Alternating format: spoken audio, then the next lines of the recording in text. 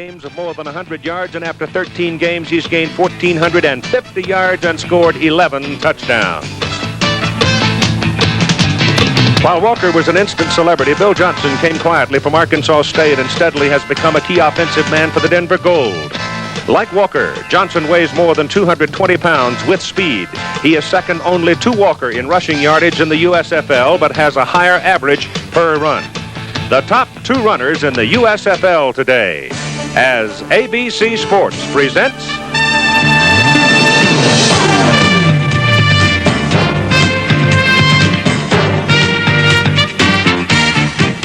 the 13th week of the USFL.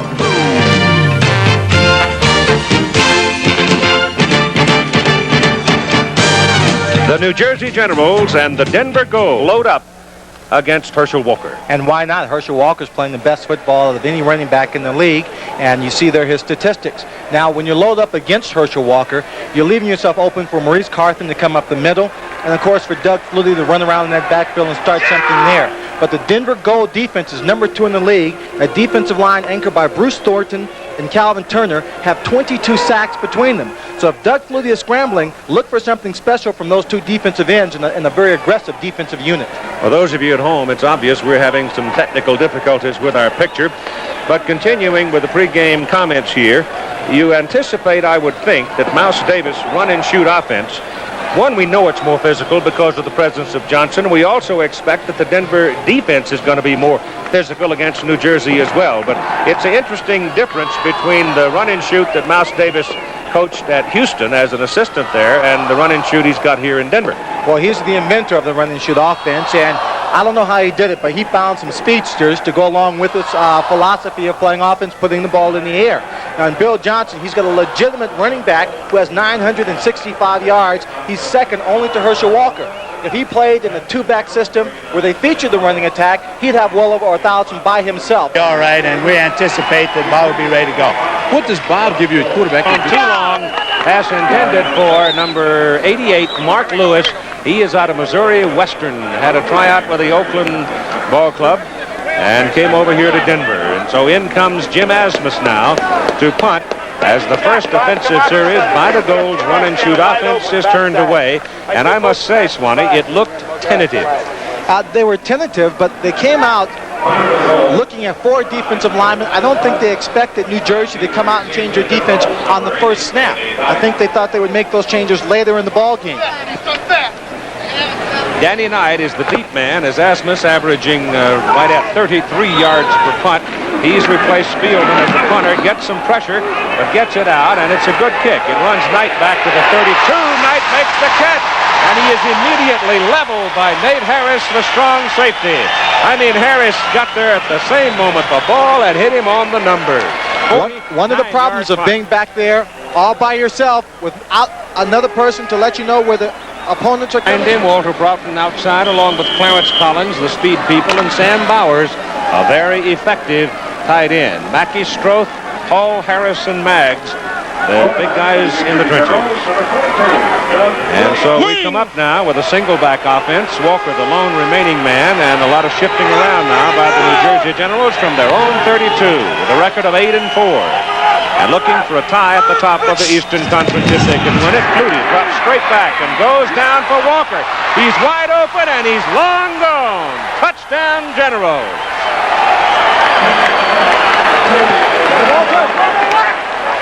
Just like that, Herschel Walker looped out of the backfield. Nobody picked him up. Suddenly he was confronted with only a linebacker, and I'll guarantee you that's a mismatch. 2 years ago, Herschel Walker had an 80-yard sprint here for the difference in the ball game as the Generals won.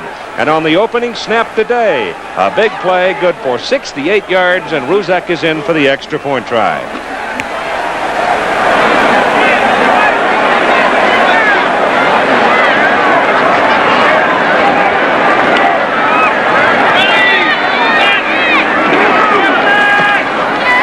The kick is up. It's just inside the uprights and good. So just like that, the New Jersey Generals off Herschel Walker's longest pass run play of the season. And I mean, that was somebody didn't just bust the coverage there. They absolutely deserted the basic premise of of the home run ball. Well, Herschel Walker goes down right down the center of the field against the zone coverage, Keith. They were playing 5 people up in the short zone, 2 people deep, and covering the outsides. Now Herschel uses his sprinter speed right here. You see him come up, he lines up as a slot man and just takes off and outruns everybody. They didn't get a jam on him, and he's right down the center of the field. Before the game, Walt Michaels had said this week they put a few more things in for Doug Flutie to open up the offensive attack, allowing him to pass the ball a little bit more, and there's a perfect collaboration between this running back with great speed, developing better hands, and Doug Flutie's arm. So the New Jersey Generals jump out to arrest his man. They want to return it. It's a low short kick. It's picked up in front by Caleb. Brad Caleb finds a little daylight and gets across the 25 to the 20. Shaw State is a big back, 6'1", 220, and I don't know if sheer speed is the proper definition of the way he runs with the ball, but he has unusual quickness finding his way in traffic for a man that size. He's one of those young big backs who runs like a small tailback. He's shifty, fairly instinctive as a runner. Picked up 7 yards. He's averaging 6'9" per carry coming into this game. Second down, 3.5 roughly. Galliano going on second down to the pass, has to run away from the pressure, getting it backside, but gets his pass away, and it's incomplete down the sideline. He had literally no one to throw to against the 5 defensive back that New Jersey is showing him, and he had all kinds of people chasing him, and early on here, tempers have flared. Well, number 76, Matt Miller, the right tackle, was doing a good job of blocking. Gagliano had rolled out, and number 96, James Lockett, jumped up in the air. He brought him down. Then as he scrambled, you see the people over there coming over, laying the lick on, and his offensive linemen were very quick to protect him. Lockett, 7 sacks. Galliano has a sore leg, and it tends to swell up on him as the game goes on. Yeah. Kind of a problem that normally is associated with hockey players. It's in the neighborhood of shin splints. Galliano back on third down and 4. Goes down the middle for Vincent White. It is incomplete, almost intercepted, bouncing off the chest of Gregory Johnson, the free safety. The pass was just a little bit high for Vincent White, who had managed to find a way in between the defenders. But once again, Denver unable to move, and will have to punt the ball away. You see once again, the defensive line for the New Jersey Generals are able to effectively put on pressure. Gagliano's not getting a lot of time to find his receivers downfield. Ball's been overthrown. Each time the New Jersey defensive people have been able to lay a hit on him, too. Adds up. Asmus' first punt was for 49 yards and no return. Danny Knight is the deep man. Danny out of Mississippi State. Low kick this time, but it's away from Knight. Takes a Denver bounce and goes on inside the 20, and it's going to roll dead down around the 11.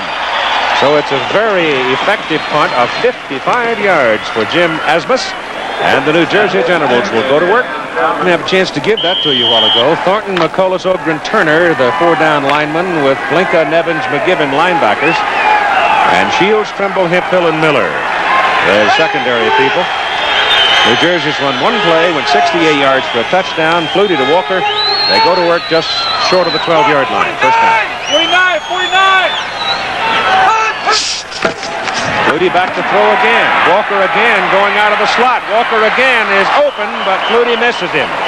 That was another 6 points, and it was the identical play that they scored on the first time. But if Flutie hits Walker on the hands with that one, Herschel is gone again. It's the exact same play, but the safeties this time came over and covered it a little bit tighter. Now watch Herschel. No one bumps him at the line of scrimmage, so he gets away clean. It's a foot race. But because they've been burned on it one time, they pay closer attention to it, and they get people over. Even with that, Herschel Walker still outruns them. Walker running the ball now, spins in the middle, and maybe a yard. Out to about the 13 as John Nevins, the middle linebacker, out of Cal State Fullerton, a rookie. That's the fellow that Mouse Davis was talking about in the pregame interview with Tim Brandt. They call him Old Scrap Iron. He's walking around with a bullet in his leg, and he's all you want. But right now, Nevins leaves the field as they come up on third down with the extra defender in there. That extra defender being the defensive back. They go short with it. The pass is caught by number 85, Walter Broughton, but Walter can't get loose. He's brought down short of the first down, and so New Jersey now will have to punt. That time, Nate Miller played him very well. Played him very well. All 11 people of the defense were right up there on the line. You could see it was blitz and man-to-man coverage. They allowed New Jersey to complete the ball, but the key is making them complete it before the first down. The punt is out of there by Rick Partridge. Back on his own 37-yard line, a fair catch called by Lonnie Harris, a 45-yard punt. And yes, one would surmise that the football does fly a little farther. Back together here and get some offensive movement. This is the 5th different possession of the game, and we've only played 4:04. So the ball has been flying from hand to hand. And New Jersey out in front on the opening snap, 7-0. Galliano sets up, Bill Johnson behind him. He sends Lenny Harris in motion. Gives it to Johnson. Big hole. Bill Johnson first down. Crosses midfield and goes to the New Jersey 48. Yes, indeed. That big fella can pop through there. Yes, he can. From Arkansas State, Maurice Carthen and he were teammates down there. They had dinner together last night, and Johnson came out and said he wanted to have a 200-yard game and show up Herschel Walker this afternoon and lead his team to a victory. Right now, Herschel's going to lead in touchdowns, but on this running play here, you get a chance to see how quickly he does get into the secondary and how strong he really is. Ball is just short of the New Jersey 47. First down, Denver. They've now moved away from the baseball portion of the stadium. Galliano buys some time, rolling out, and he goes to the sidelines. And that'll get a penalty flag. The pursuit by the defenseman, Frank Mathias. And I'm not sure that Frank could have stopped anyway, but he did make contact with him well out of bounds, and that's going to be a personal foul. We'll take a look. We'll see whether the contact, he's reaching for him. Unnecessary roughness, number 75 on the defense. Right there, that little push he saw at the end is what he's calling. Well, he drove him into the fence. And right in between the two benches. If he hits one of those benches, and I see him.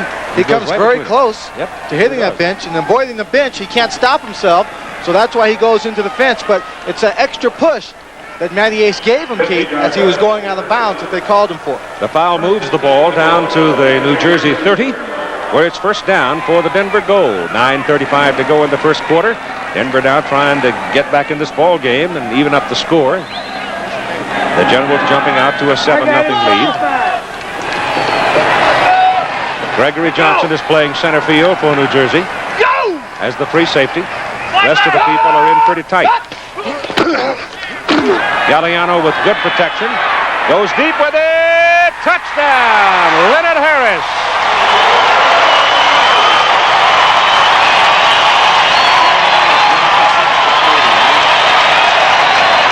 Well, they gave Galliano time, and Harris just turned on the jets and got himself loose, and Galliano hit him perfectly.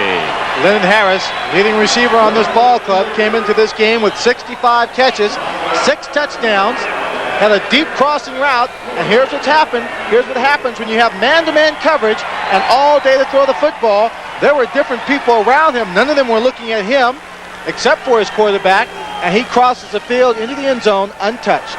Galliano making his first completion of the ball game pay off for a 30-yard touchdown strike. The extra point try now by Asmus is good. So the Denver Gold have evened the score at 7-7 with 9:12 to go in the first quarter. Another look. We'll take another look. Right there, he's going down the field. Now he's just reading the coverage. He's already beaten the defensive back. Now he's crossing the field. Johnson is just in a catch-up situation. There's no way he can keep up. So there's an example of what the run and shoot can do for you. We'll kick off from the infield portion where the Denver Zephyrs play baseball. They've all these years have been the Denver Bears, and now they're the Zephyrs, and Asmus had just knocked it out of town.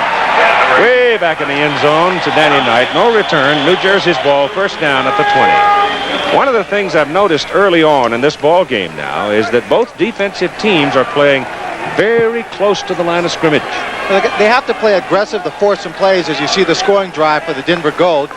they have to play aggressively and force situations. They want to take away weapons and force each of the offensive teams into a limited game plan.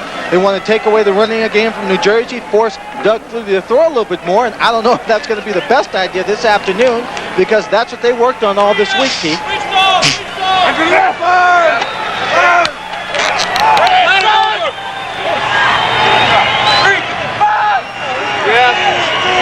High formation now. And Walker on a sweep right, cuts it back inside and moves the ball to the 25-yard line. Picked up 5 yards as Stan Blinka and Craig Walls bring him down. Craig Walls could become a key personality in this ball game. He came here from the Maulers. He's number 55, a linebacker, and he's the man that's going to be in there. Rather than going to a quote, a sixth defensive back, they put Walls into the ball game because of his speed, and he in effect becomes a sixth defender. Back this way. And he's the man whose job it is today to shadow Doug Flutie. 488! 488, hutch! They show blitz. Ball bounces loose. I think New Jersey got it back. Doug Flutie, after he handed the ball off, stood back, saw it come loose, hit a couple of people, bounced around, and the young man from Boston was very quick to jump on top of the ball and save New Jersey from a turnover. Ball recovered on the 24-yard line. So right there, the ball is pitched back. Herschel never gets a handle on it. Bounces right between his legs, and there's Doug Flutie making the recovery. And it brings up 3rd down and 6. Now, once again, you can look for that defense to line up all their people with tight coverage along the line of scrimmage. Jeff Speck comes in at tight end now, replacing Sam Bowers. Could be the man they choose here. Pretty good receiver. Goes out in the short zone. Linebacker on him. Flutie goes deep with it, and it is knocked away. Fine defensive play by Darrell Hemphill.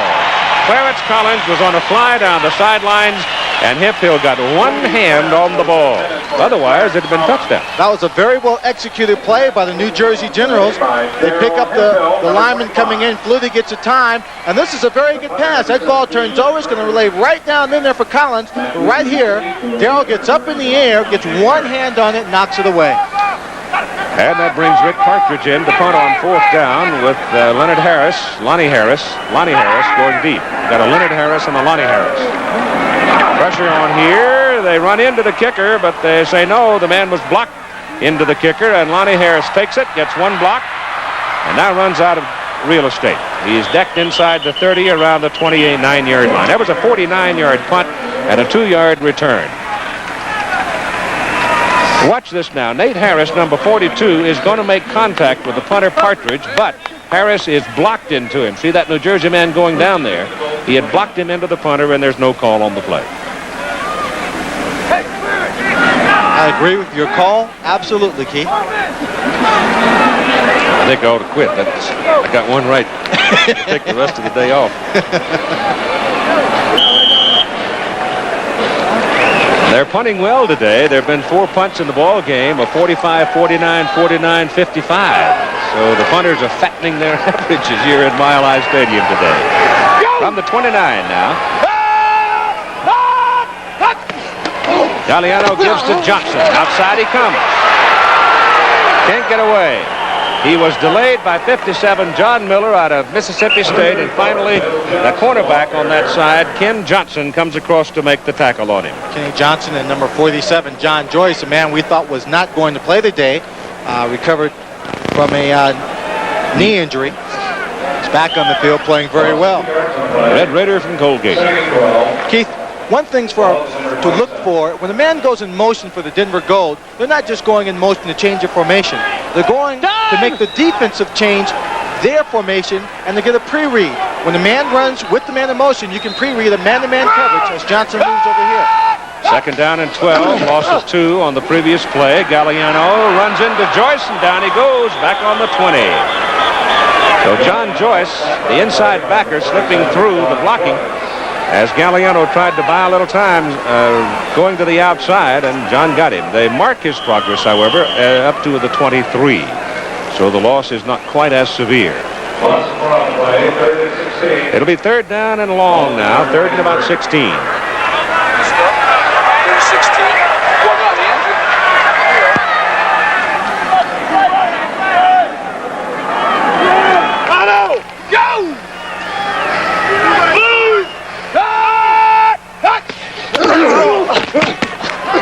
Good protection down the middle. Oh, my goodness. Leonard Harris couldn't come up with it. He was open. The run and shoot won't work if you don't catch the ball. That's right. He was open. John Preston, number 25, was back there, and he was coming up, I think, in anticipating Harris catching that ball to lay a stick on it. Galliano gets great protection here. Only 4 people rushing. Lyman do an excellent job. As Harris breaks clear in the open zone, wide open, he just drops that one. Asmus into punt. Knight is deep. Asmus 49-55 on his 2 previous punts. He's going to hit this one around his own 13. Takes it on the bounce and just barely gets it away. Knight will take it at the 34. And penalty flag down as Knight comes back to about the 49. I'm not sure, Keith, but I think I'm going to take a guess. I think it was number 32, Kenny Johnson, on that particular play was blocking and pushed one of the Denver Gold in the back just as Danny Knight was about to make the catch, and the official came upfield. Illegal block above the waist by the return team, number 32. You got it. Bill Parkinson, the referee. Now I will quit for the afternoon. Illegal block against New Jersey. Umpire is Carl Paganelli. Head linesman Hayden Terry. Line judge L.T. Bonner. Back judge is Chet DeStefano. The side judge is Grover Klimmer, and the field judge is Robert Mantooth. And I think that's the first time this year I've pronounced Chet's name right. The penalty, instead of New Jersey setting up on the 48-49 yard line, they now move back inside close to the 30, and they'll have the ball, and they're going to put it down just about on the 30 with 5:29 to go. Or earlier in the season, would have taken that to the outside and just spent some more time running, not picking up the yards, but Walt Michaels has him turning upfield a little bit sooner now. He's also getting a little weary because he's really been carrying the ball a lot. 6 straight 100-yard games. He's got it again. Goes into the middle. And he is brought down as he reaches the 37. They've got to go just across the 40 now for the first down. And John Nevins, the so-called designated hitter on Herschel Walker today, number 59, was at the bottom of the stack. His nickname is Scrap Iron, and it's not because he still has a bullet lodged in his left leg. He got that while he was helping a friend lay carpet in the van, and some stranger just drove by and shot him in the leg. California a few years ago. Not very nice. Nope. That old John West get his hands on that dude, huh? 300! You got Walker wide to the bottom of the picture now as a wide receiver. They've got 3 wide people, and Flutie's checked off. He's calling an audible, Keith. There's only 2 seconds left on the clock. Little lob pass for Bowers, the tight end. Sam can't pull it down. Sam had it for a moment, but as he came down, the ball popped out, incomplete. I don't know, Keith. I mean, the rule for a complete pass is that you have control and you put 2 feet on the ground. It looked like he may have had control. Then when you hit the ground, the ball popped loose. We'll take another look at it. Everyone does a good job picking up their blockers. That's a good touch pass. And watch, he has both hands on it, both feet on the ground, and he loses it as he touches the ground. Still a close call. Go with the judgment of the official. Lonnie Harris is back for Rick Partridge punt. No pressure, and Rick nails it well. Harris at the 11. Penalty flag against Denver. Number 87 coming downfield for the Denver goal. Kelly Johnson pushed a New Jersey pursuer in the back. A 52-yard punt, 11-yard return, and a flag against the goal. Keith, he was trying so hard not to make contact. He lost position on the blocker. Illegal use of hands on the return team doing the return. He lost position on the man coming down to cover the kick. And you'll see it right here. He tries not to hit him. Watch his position right there. Up. But he just nudges him in the back. Take another look from a ground level camera. Right there. The official is right on the spot to make the call. Now the Gold backed up. Ball is just near their 5-yard line. That's what I like to call be careful country. Be conservative country. Probably means Bill Johnson. Though not necessarily with a run and shoot.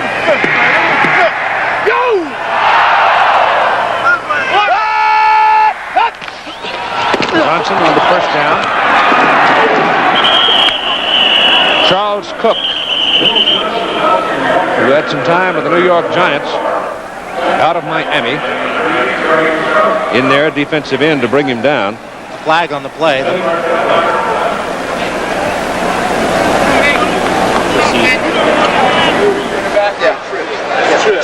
Okay, take it over here. That's quarterback. Take him all over. Generals decline it. By New Jersey. Take that back all It's over. a 5-yard penalty. They'll take the play instead. The gain was barely a yard. Second down, 9. You saw a good shot of the defensive coach on the sideline there with the team all around. What they do when they're on the sideline is get ready for the next series.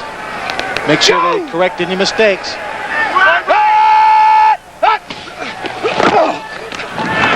Sideline pattern, no good. Out of bounds. Coming across, Mark Lewis, number 88. But he had run out of real estate before the ball got to him. Jerry Justin. I talked to the receivers, Keith, before the game, and they all said that they felt that number 37, Jerry Holmes, was one of the best cornerbacks in the league for getting his hands on you and playing you in a bump and run technique and throwing you off your routes. That they considered it a personal challenge to go against him. They'd be aware of his talent, respect it, but they would still come after him. What's the games? Galliano, 1 out of 8. His one completion was for a 30-yard touchdown. Give it to Johnson on a draw. There's nothing there for Bill. Whoa, wait a minute. Fumbles the football at extra effort, and the ball is loose, and there's nobody around it but white shirts, and Gregory Johnson picks it up. Johnson, fighting for extra yardage, had battled his way out to about the 13, then lost control of it, and there were no black shirts around the football. You would never want, Keith, to ever stop a ball player from making that third and fourth effort, from trying, because that's the only way you make the great plays. But in a situation like this, he's caught. He can't shake somebody off his leg. The ball's loose, hanging on the outside. Defensive player just strips it. Suddenly you have a turnover with the New Jersey Generals in great field position just outside the 10-yard line. They'll mark it at the 11, and Flutie gives to Herschel Walker. Walker is cut down in a hurry by John Nevins, number 59.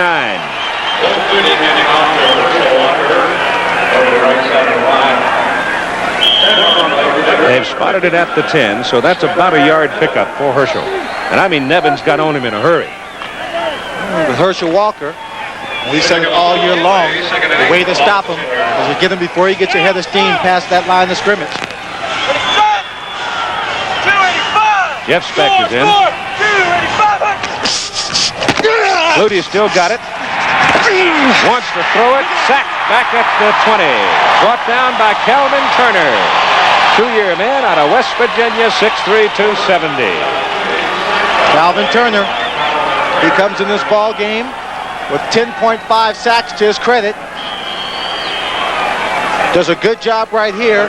He maintains his feet. He doesn't go for the fake. You see right there, he gets his arms up in the air, but he was still going forward. Flutie, being a small quarterback, they worked extra hard getting their arms up this week in practice and not being faked out by his quick moves. Loss of 9, back to the 19. Broughton, Collins, wide. Little quick pop to Maurice Carthen, and Carthen is wrapped up as he gets to the 17. So that's going to bring up a 4th down and bring the New Jersey Generals kicking team onto the field. Well, the defenses, Keith, for both teams have played a very good football game thus far, with the exception of the 2 big plays, one on either side of the field. They have held the offensive units. Bruzek will be starting on the ground, but will kick off the grass. So his plant is going to be on the grass. A 34-yard field goal try, and it's in the heart. And with 28 seconds to play in the first quarter, the New Jersey Generals go out to the lead of 10-7, cashing in the turnover by the Denver Gold. And against a team that's explosive, that's capable of scoring a lot of points in the ball game at any given moment from anywhere in the field, like the Denver Gold in their run and shoot offense, that's exactly what you have to do. Stay up on top of them, let them feel the pressure, let your offense come onto the field under control, loose, marching down the field, but always getting the points. One of the things that they've been able to do, Denver has here in the first quarter, is keep New Jersey away from a sustained march, too. That inevitably winds up a prime goal against a running team like the Generals. But as long as their defense can contain the Denver Gold in the same fashion, not give up the big plays, you got an even ball game. Ruzek to kick off.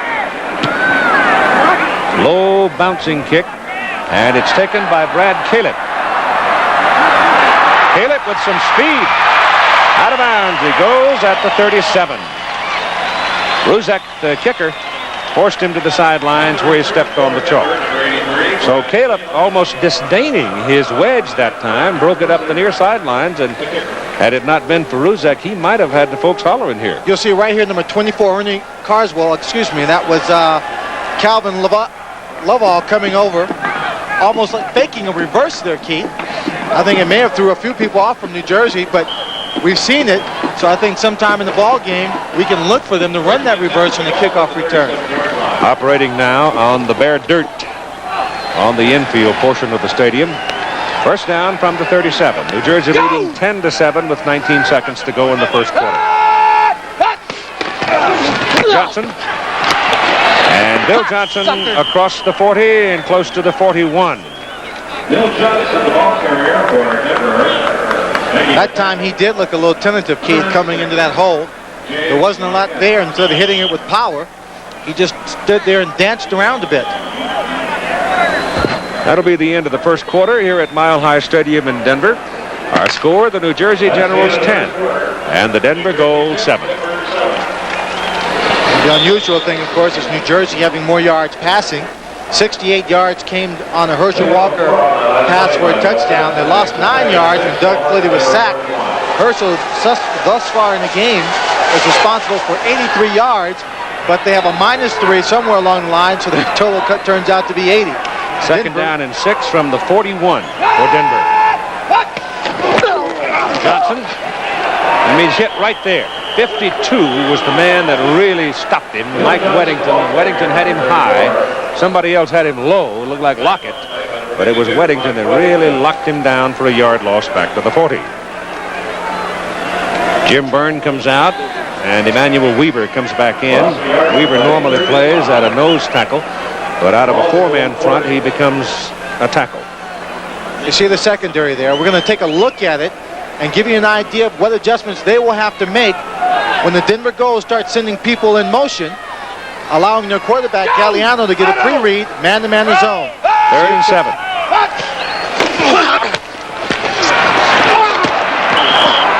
Well, they got him. They turned him back inside, and Charles Cook and James Lockett just never gave up. And James got there, wrapped him up. And so Denver's going to have to punt. Except for one play, the Generals' defensive people have controlled the run and shoot in this ball game. They have. Matter of fact, Keith, in that first period of the play, there were 11 different possessions. And that's a testament to defense on both sides of the field. 10 white shirts up there. I got picked up. Penetration around. My guy came up field. Kick is away by Asmus, angled away from the return man Knight. He gets a terrific bounce on it and knocks it out of bounds at the 20. So it's a 42-yard punt. No return by Asmus. 13:51 to minute. Glenn Swan on the Denver defensive team. The offense not terribly productive so far in the ball game, even though it's only 10-7. Joe Herring is their defensive coordinator. Coach for the Pittsburgh Maulers prior to coming down here. Flutie pitches to Walker. And Walker is brought down behind the line of scrimmage. The man who made the play was big Bruce Thornton out of Illinois. Had 3 years with the Dallas Cowboys, 1 year with the St. Louis Cardinals before coming to the USFL. And here he just makes a great play. He plays off the blocker to the inside, finds a gap, and shoots that little gap to bring Herschel down. Stop him. He didn't actually go all the way down, but then he got some help. Ball is inside the 15, so it's about a 6-yard loss on the play. Second down.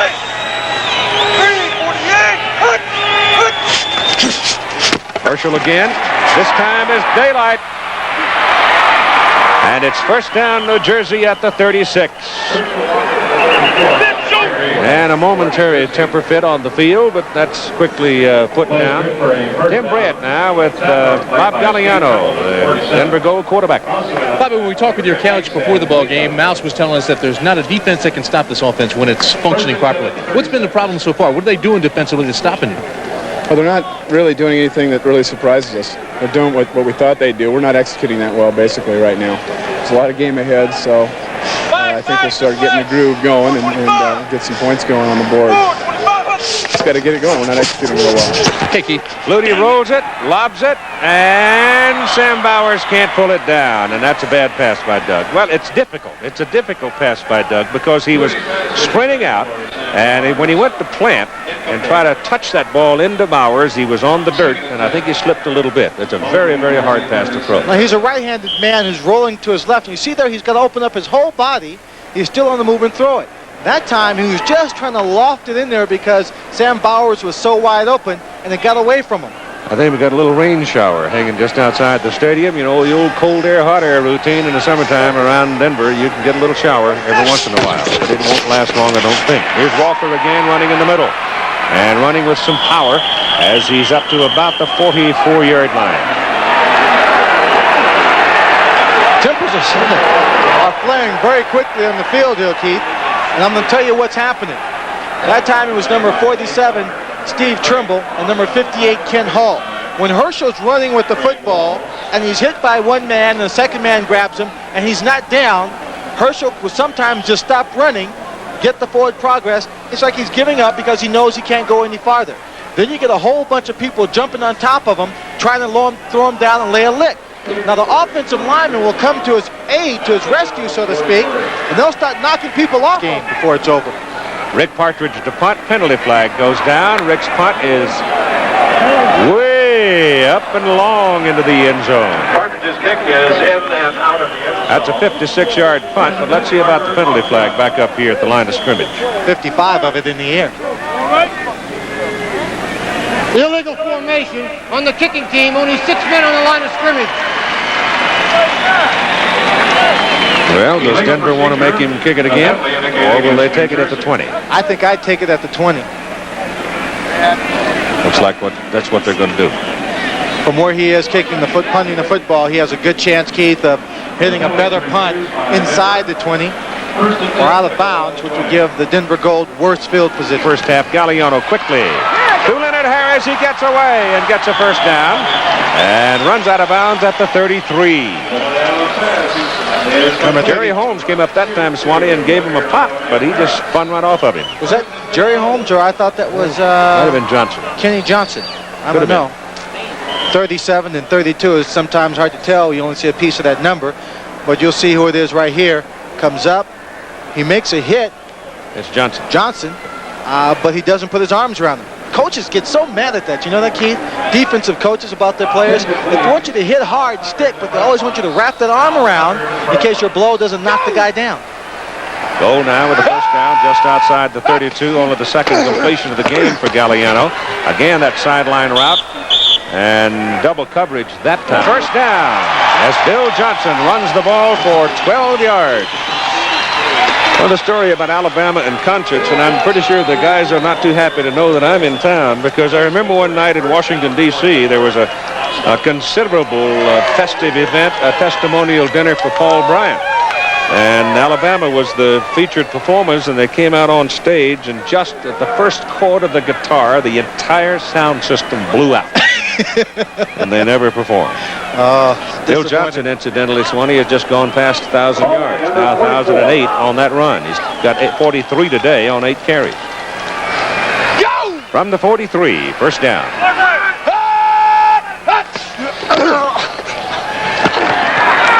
Weddington from the backside. He has to throw it short.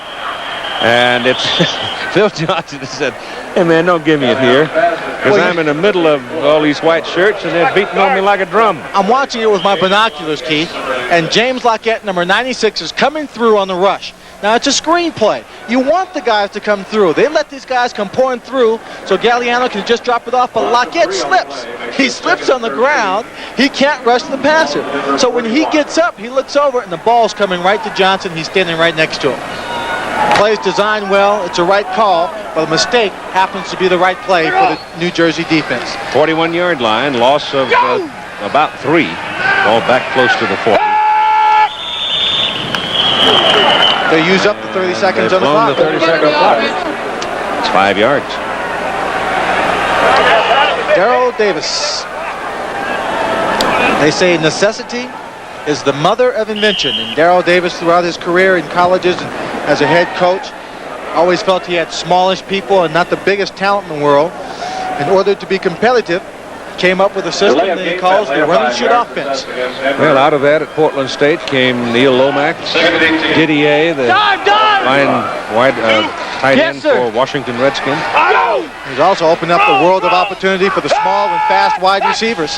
Second down and long. Draw play with Bill Johnson, and this time Bill is hauled down after he picks up about 2 yards. Bill Johnson, the ball carrier for Denver, making the tackle.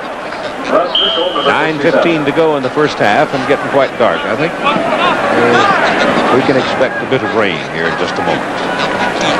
There's all kinds of flat land around here, going eastward especially in Denver. One would wonder why in the world a thunderstorm is going to hit the stadium dead center, but finally it is.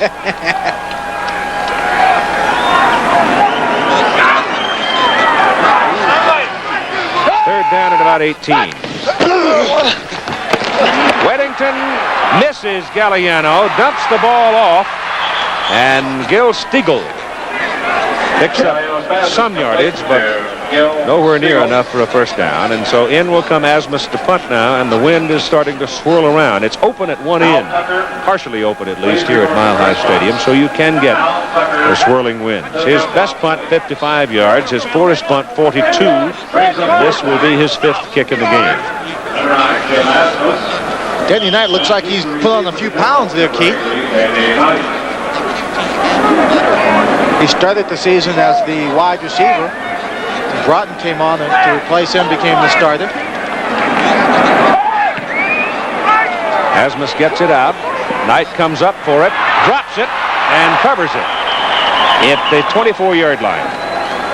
Troy Johnson was down in a hurry and pestering Danny Knight on that reception of the punt. 34 yards on it, no return, 8:35 to go in the first half. Flutie drops the throw, and Harmon drifts out. He's open. Flutie goes downfield instead, and it's misconnections.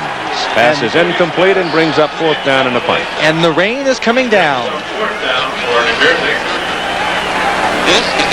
Tonight, all too often it has occurred. Penalty flag as the punt is away. Of course, today being the final day of bumping, this is Lonnie Harris, and Harris trying to work loose, can't do it. They'll mark him down at about the 31, but remember, you got a penalty flag back at the line of scrimmage. 44-yard punt. Defense, number 24 is offside. Well, now that's not enough to bring up a first down situation for New Jersey. It was 4th and about 7. So New Jersey decides they'd rather let Denver go on and have the ball around their own 32 with 6 minutes and 11 seconds to play in the first half. A little bit light down. 30-yard touchdown pass Galliano to Harris for Denver. A turnover, fumble by Bill Johnson, giving New Jersey its 3 points and a 10-7 lead. Otherwise, the game has been the sole property of the defensive teams.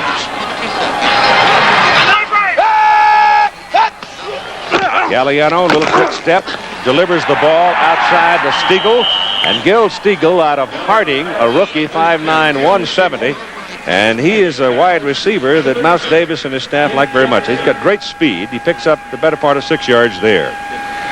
Well, in the training camp coming into the season, Darrell Davis had all his guys lined up, and if they couldn't run 4-4 or better, he figured in his mind that was one check against them. They weren't going to be around too long. And he just started working them, throwing the ball to see who had the best speed, the good hands, the quickness, which guys would hold up. Then he found the starting 4. He figures they lose about 10 pounds. 10 to 22 pounds. Per season. Galliano's pass again to Stiegel. It's good for a first down. at the 48-yard line of Denver. Ken Johnson and Kerry Justin were out there, and the rookie just kept wiggling around and got loose. Real good job. One of the problems for a defensive back is that when the little receivers with that kind of speed have a cushion, all they need is a half a step, and they get around the corner and they're gone. Galliano in the first quarter was 1 of 8. Second quarter, with 5:13 to play, he's 5 of 6. So Bobby is warming up.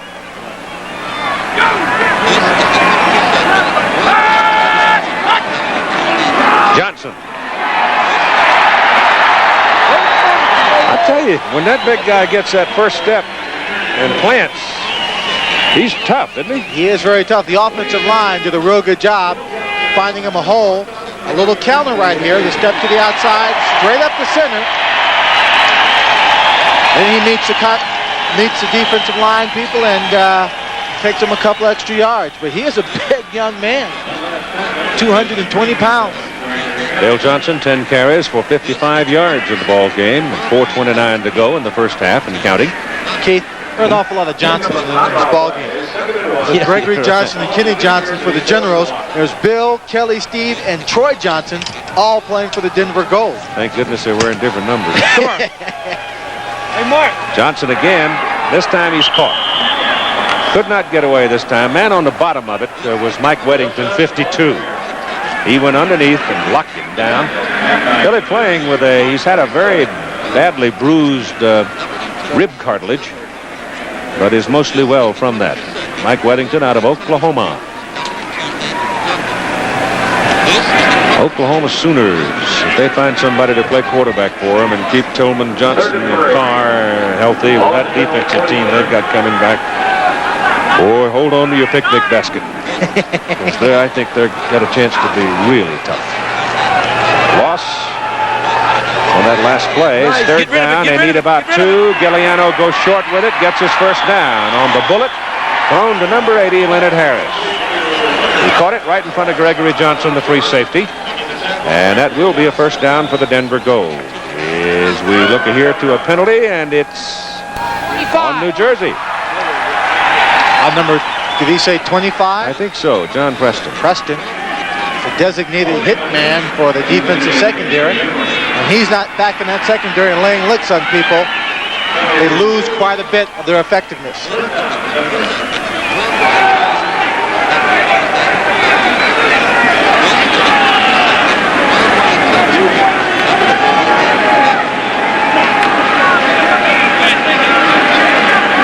Well, the penalty and the play is just about the same.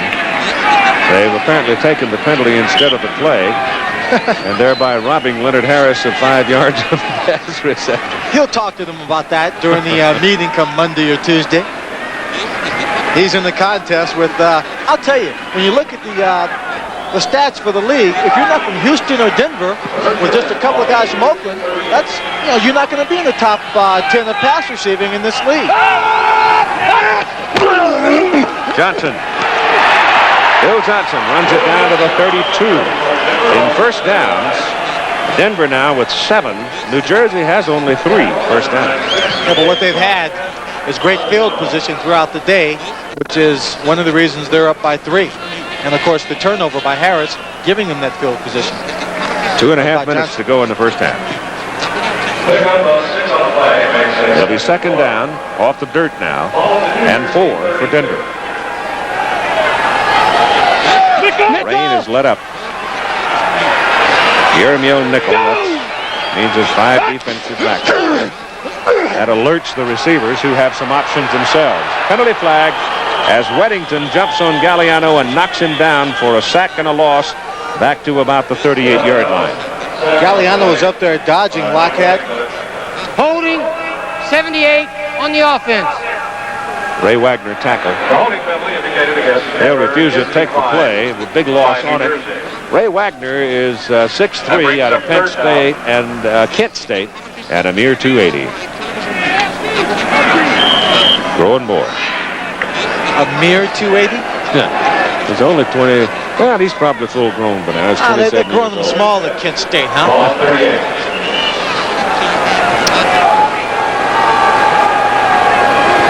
You got a timeout on the field as we come to the 2-minute mark. 2 minutes to play in the first half. And we business at hand.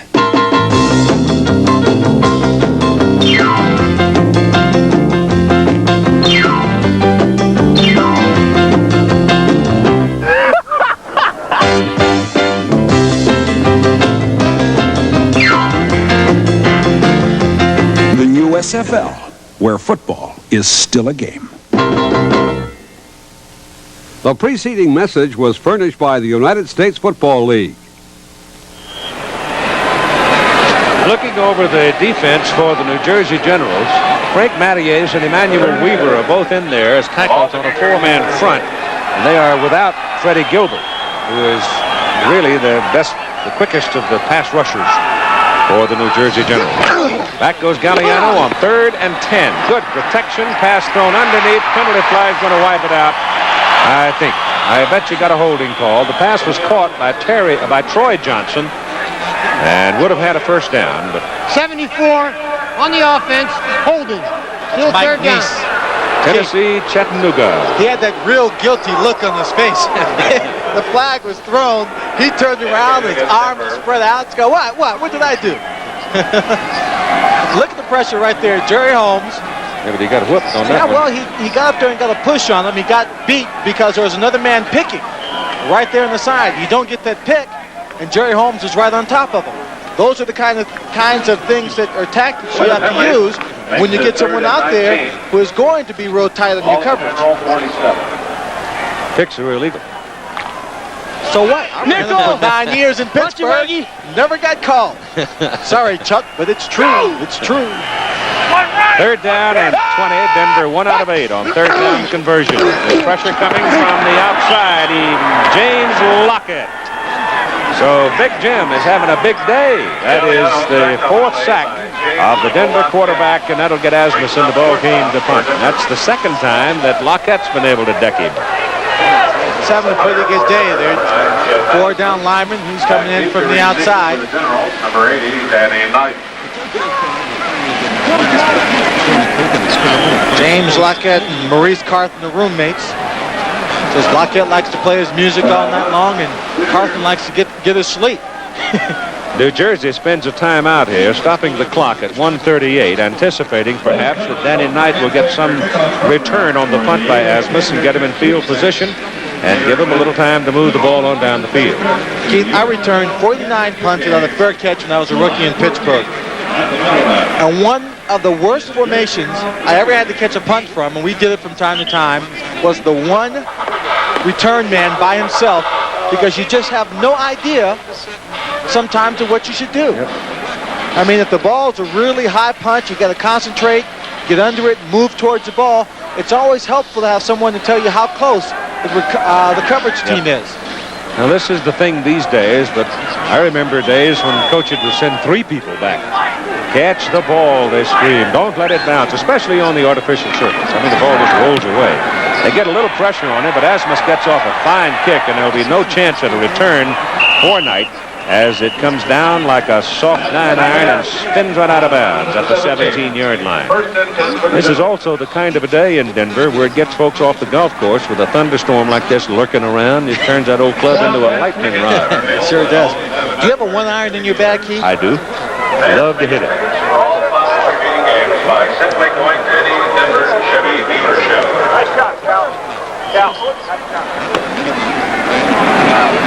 I don't carry it for the same reason Lee Trevino does.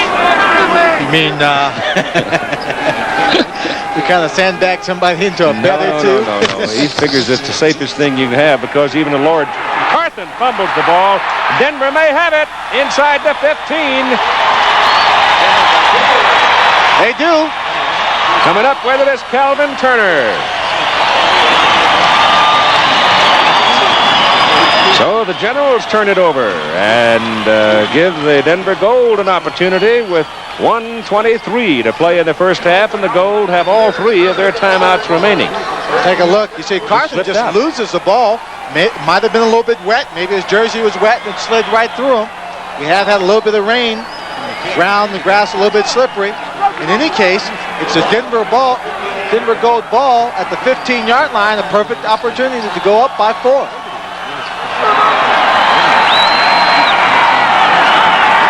Spencer White in motion. Give the ball to Bill Johnson. Picks his way in the middle down to about the 12. I'll finish the story on what Lee Trevino said about the 1 iron in case you haven't heard it. It's well advertised that he carries it, he says, because even the Lord can't hit the 1 iron. He get hit by lightning. Well, they'll let that clock run. Why don't they spend the time out? I don't know. They've got 3. I wonder if they're even looking at the clock. Wasted a lot of time there.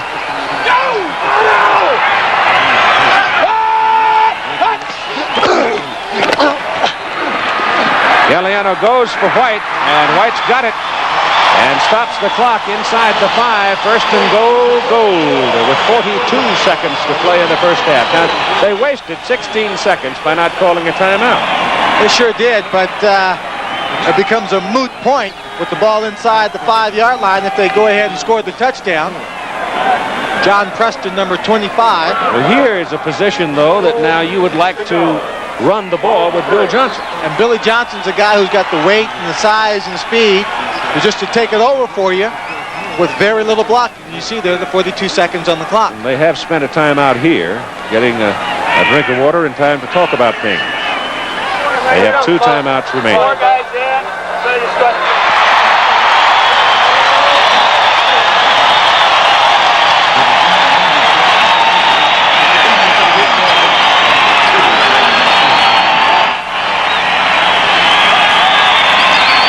Well, you heard the coach call the play. He said if they blitz, and they did. They blitz. That left Johnson with nobody between him. And when he said option, he meant the either the quarterback carries the ball in the end zone or the option flip out to Bill Johnson. And again, Galliano just read the defense. They came. See right there, he takes a little bit of lick, but he's backing up. Johnson goes in untouched. That's the 11th touchdown rushing for Bill Johnson, and that is a new Denver team record. And Asmus for the extra point try. And it's good. So with 38 seconds to play in the first half, we got a penalty flag and a personal foul here, roughing the kicker. Captain. They'll mark it off on the kickoff. It's 14-10 Denver. The Denver turnover produced a 3-point play. Denver will kick off from the 40. Danny Knight and Rod Pegues are the deep people for New Jersey. And they really shouldn't have a return here because you figure Asmus is going to knock it out of the end zone from here. Though, on the other hand, he might try to squib it. Base kickoff, let's go! And then force them to pick the ball up, run it, and make the tackle well inside the 20. I'd say he'd just kick it off, Keith. Why take a chance? 38 seconds on the clock. You're up by 4. Kicking off for the goal. Number 9, Jim Asmus.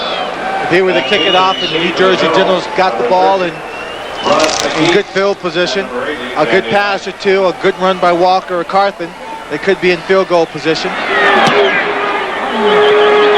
It's well back in the end zone. Knight.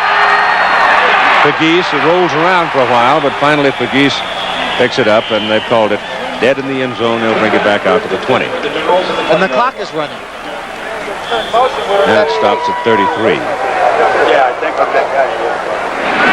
14-10, the Denver Gold. The defensive people have pretty well controlled this football game, both sides.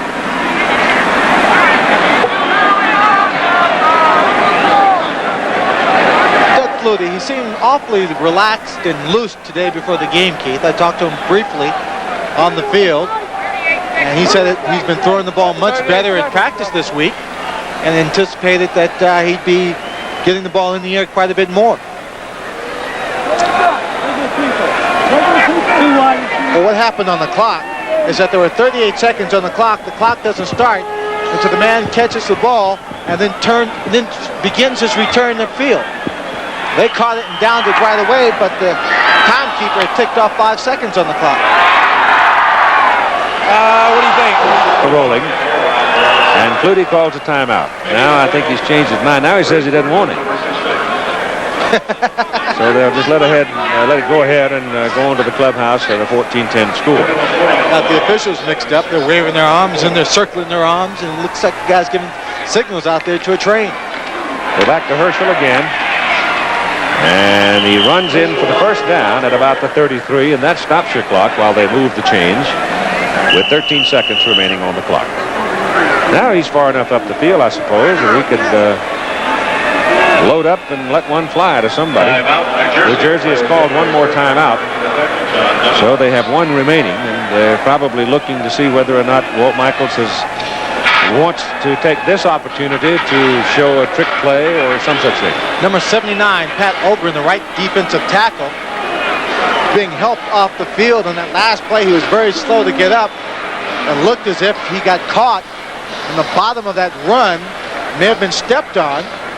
He had a problem early in the year. He dislocated a finger, slowed up some of his progress on the line, not being able to grab onto people and make tackles. He's a considerable loss if he's not able to come back, because he's the right side defensive tackle. Pat had a Walker on a sweep. And Herschel is short of the first down. The clock will keep rolling, and looks like they're going to let it go off.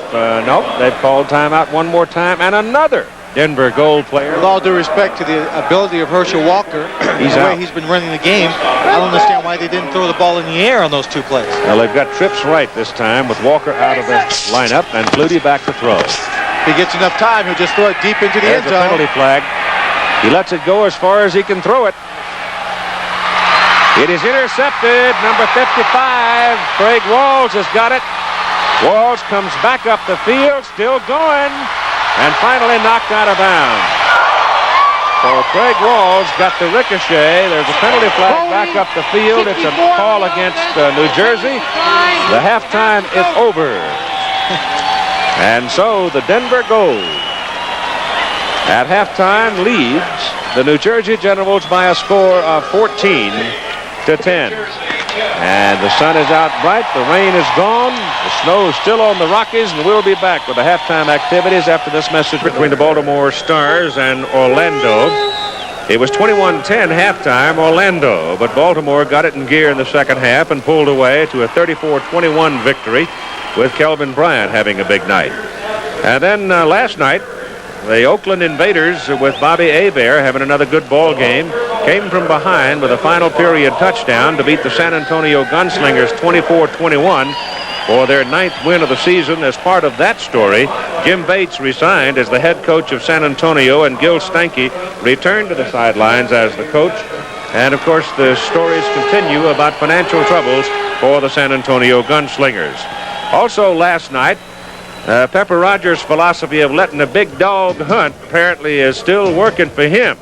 But also last night, against a good team in Tampa Bay, the offense had an extraordinary evening. Mike Kelly with big numbers, throwing here to Derek Crawford. Crawford didn't see the ball at all in the first half last week, was all over the field in the first half, catching a touchdown pass there for the Memphis Showboats. And the Showboats rolling right along in the hunt for position in the playoff structure is Greg Moser here with a 13-yard touchdown reception to make it 14-0 in the first quarter.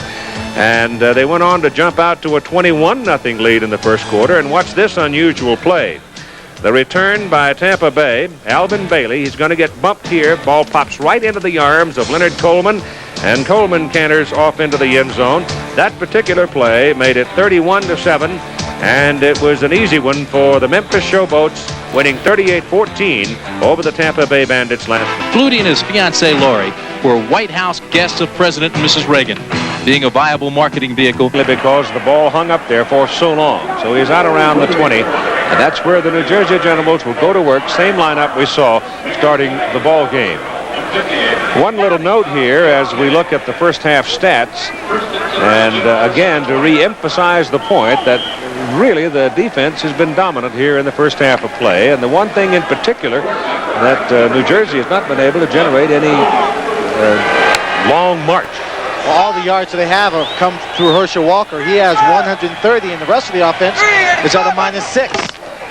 Ball is given to Walker, and Herschel slants in for 3 on the first carry of the second half. John Nevins right there to nail him. So old Scrap Iron is doing his job today.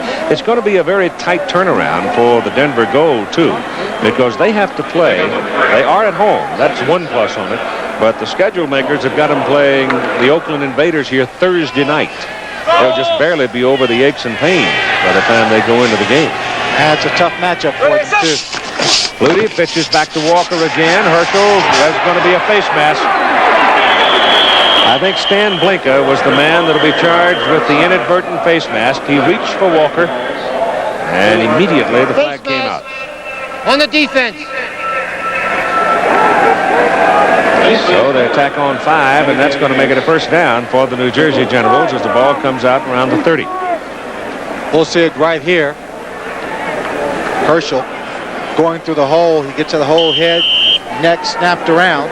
It doesn't make it a first down. That's short steps. Really? Number 79. Oh, by the way, number 79, Pat Ogren, and 99, Calvin Turner are back in the ballgame. It's second down and about a yard. 438! 438! Little misdirection with Walker. Hit, spins off of it, gets the first down. He got out to the 31 before he was turned back. The field at the end of the first half, Pat Ogren, number 79, comes back in. Make a real good play there. In the first half, Keith, both teams had 9 possessions each. Well, that tells you something about the defense, doesn't it? Yes, the ball just going back and forth, chewing up the grass. 188! 188! Second and 10. They're working Herschel to start the second half, and he's got about 8 yards on that carry right up the middle. Nothing fancy. I mean, it's just here I come to stop me. Pat Ogren, number 79. They're going to turn it over. Let's go. It'll be third down. It's a long 2. Pick up 8 on the play. Makes it 3rd and 2. 8-man middle. Walker's had 6 consecutive 100-yard plus games, and he also, I guess Houston went for 233, which is the league standard. He has 74, as you saw right now. Got it again. And he's got the first down. Steve Trimble and Doug McCullus. McCullus the first contact, and Trimble took him high trying to hold him, but couldn't. And so the markers are moved out to the 43. We'll take a look at it. See the pursuit of the linebackers there. Number 58 is Tom Kilkenny. You see him right there. Shoot the gap right there, make contact. See number 70, Doug McCullus making contact, and number 47's Steve Trimble.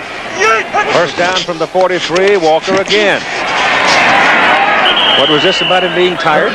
Well, he is tired, Keith, but I think Walt Michaels has decided that the offense needs to gear up, needs to get going, and even though Herschel Walker may be tired from being worked for so many weeks, he's still the key, and he's going to get worked a little bit more. That's all there is to it.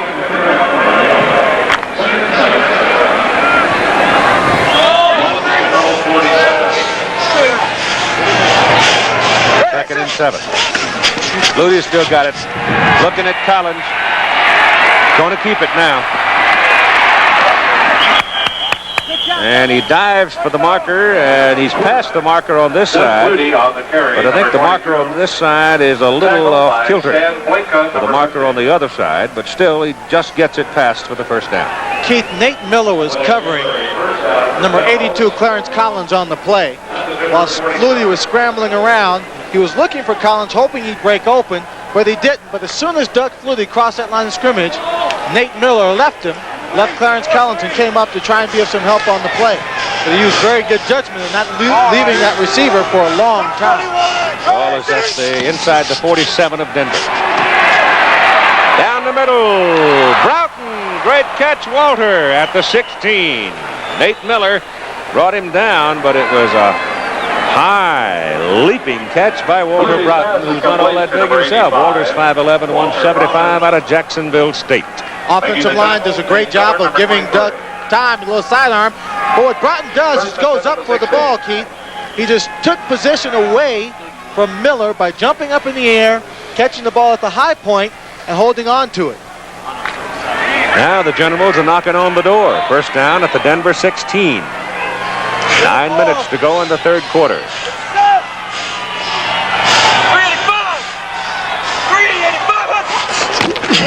Herschel Walker.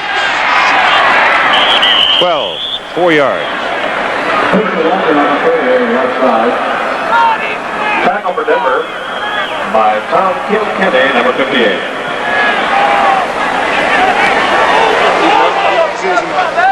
John Nevin's being worked on now.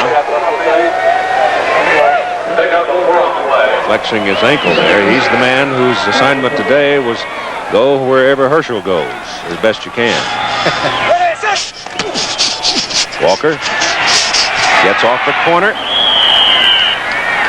Well, they jump on him all right. And there's a penalty flag thrown by the linesman. And we might have an inadvertent face mask there. Face mask, number 55 on the defense. That's Walls, Craig Walls, the man whose job it is to follow Doug Flutie wherever he goes when he's in the ball game in the nickel defense. While they mark off the penalty, Birmingham out to a 14-0 first quarter lead over now 21-0 first quarter lead over Los Angeles. Steve Young didn't start, pinched nerve in the neck, and Arizona 7-0 over Portland in the first quarter. The ball goes now to the 5-yard line of Denver, where it's first and goal. This is the most impressive drive, the only real drive we've seen so far by the New Jersey Generals. And touchdown, Herschel Walker. He went over the left side. Stroth and Hall gave him the crack. And once he's got stride, he's going to get you for 4 or 5, and 5 was all he needed there. Certainly was. That's the 13th touchdown for the year. Herschel Walker, he came in the game with 11. Caught a big touchdown play in the first play of the game, and now this one. Touchdown keyed by his strong running down the length of the field. Ruzak's extra point kick is good. In that drive, Herschel Walker carried 10 times for 31 yards. And we're going to have a penalty as Ruzak making it a 17-14 New Jersey lead. A foul called against Mike Talaferro of Denver. And so the Generals, Ruzak will kick from midfield, the 50-yard line. See a couple of guys back there backing up the cheerleaders there, Keith. I guess the women in the stands appreciate it. Do I detect a tone of envy in your voice? No envy. Just a few less girls for me to watch. Deep in the end zone, Lonnie Harris will not return it, and so the Denver Gold will take possession first down at their 20, trailing. Go! Galliano.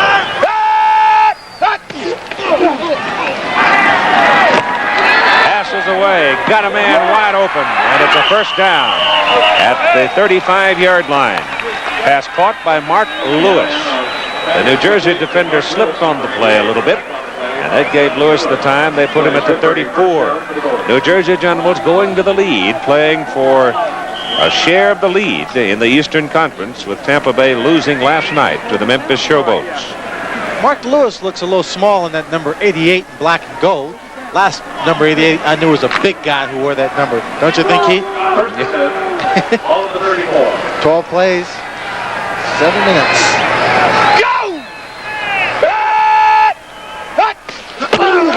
Johnson. And Bill Johnson is tripped up by Jim Byrne just about the time he planted that first foot to make his cut to the outside where he had a little room. Byrne got a hold of it. Big Jim.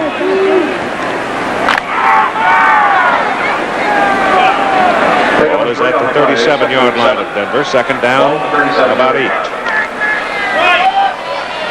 Wisconsin lacrosse, or was that something he played at Wisconsin? No, Wisconsin lacrosse.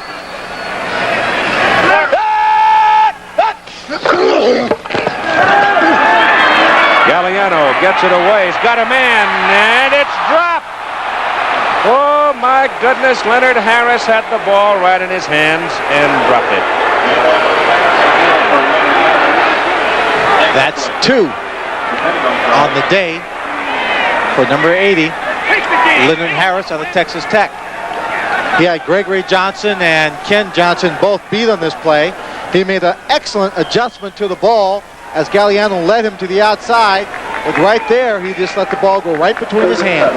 That might have been 6. That would have been 6. I don't think anybody was going to catch Harris had he held on to the ball. Galliano has a string of 7 straight completions broken by that drop. So we don't count it. It's 3rd down and 8 now.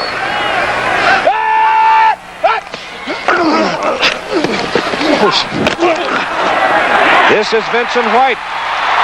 He's got a first down inside the 20 to the 15.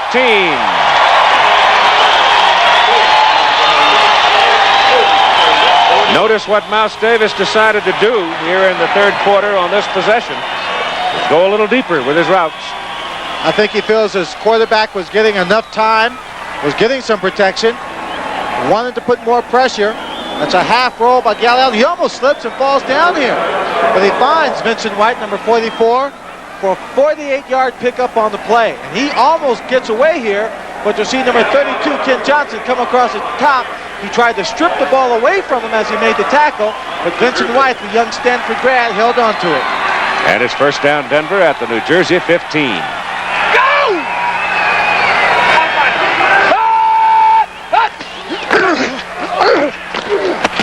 Little dump out to Johnson out of the backfield, and he's going to have a first down. Let's see about the penalty flag.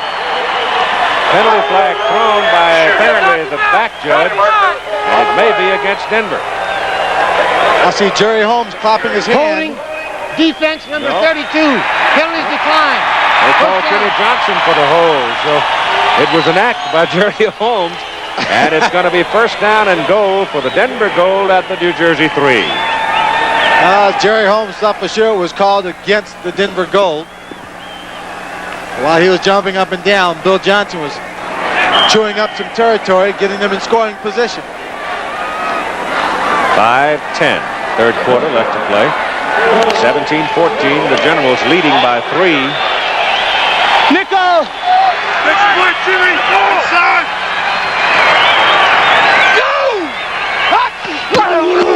Johnson. Touchdown.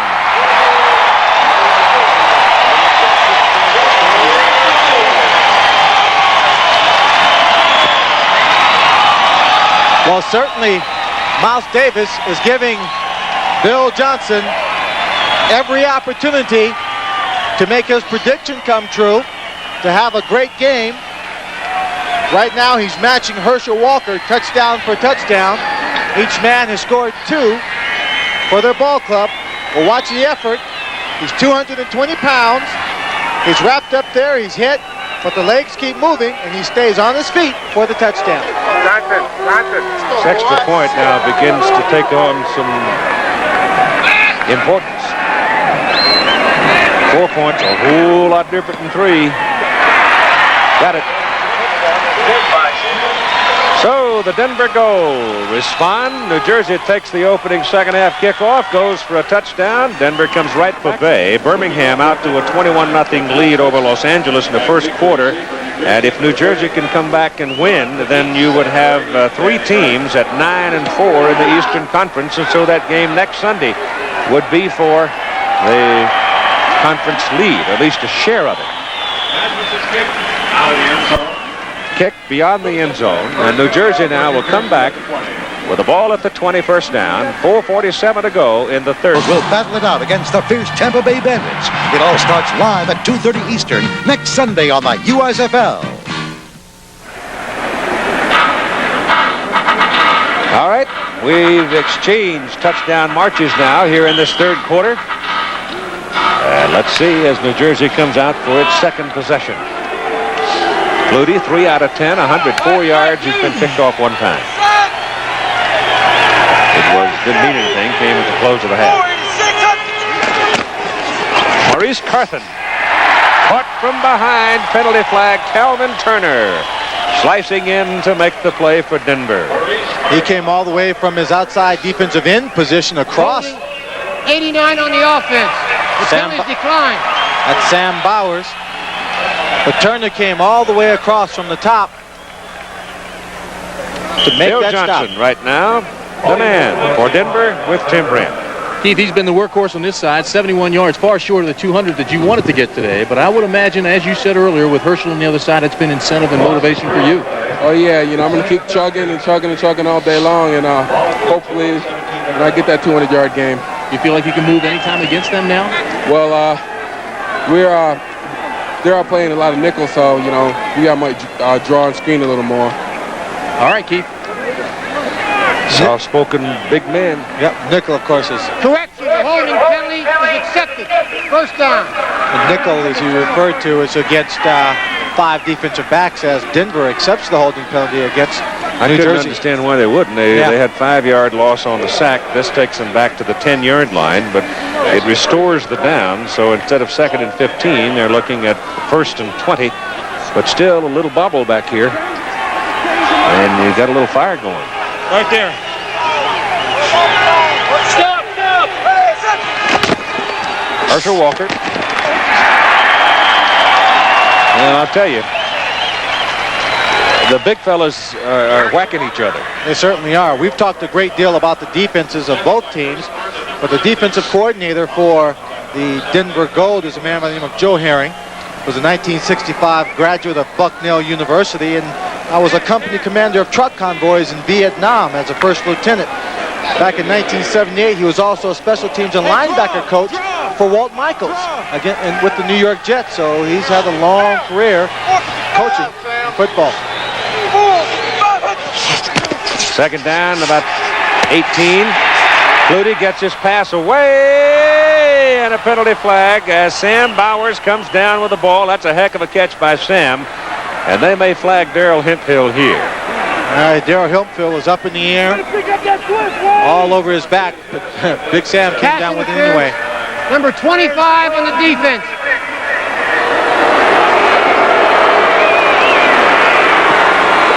Oh, he's playing an aggressive game, and he saw the ball coming to Big Sam Bowers. He goes up in the air right there. He just grabbed him on the helmet a little bit there and around the shoulders. Sam Bowers caught the ball anyway. Good effort, good concentration. Sam going up for it with one hand, slowing it down before bringing up the other hand to make the catch. And, of course, that's first down. Football is marked at the 27 of New Jersey. So they got a little room to operate. Pitch it to Herschel for a sweep. And 6 yards. Terry Urban, a rookie out of Colorado, made the tackle that time. Keith, on teams like Denver, where the head coach, Darrell Davis, spends really all of his time working with the offense, you know, it's important to note who your defensive coordinator is, because he's a man who is primarily in charge of that defensive unit, and it's really almost like having 2 head coaches. Herschel now with 24 carries of 101 yards. So he's got 7 straight. 100-yard rushing games in a row. Second down, short 4. Carthen. And Maurice Carthen gets up near the 32. Maybe that's where they're going to put him down. 32. He's close going. I wasn't racing. I was a little worried where they were driving around there. I have never tried to drive a car in Monte Carlo. And I'll tell you something else. I'm never going to walk the golf course again either. It was a first down, just short of the 33. Herschel Walker with that little skip step. And now they gain tackle him and stop him. And they're going to mark him up near the 40-yard line on that. From the 37 to the 40, give him 3 on that carry. And the clock shows 1:10 to go in the third quarter. Birmingham is now out to a 28-0 lead in the second quarter. Joe Cribbs has scored. That's against Los Angeles. 7 consecutive 100-yard games. The man who was in there on the stop, number 56, is Terry Irving, a rookie out of Colorado. Second and 7, Walker again. This time he takes a lick. I mean, he really got whacked. John Nevins and Bruce Thornton both just blistered him. But he still is strong enough to go ahead and pick up yardage. Now New Jersey starting to grind it out against the Denver Gold.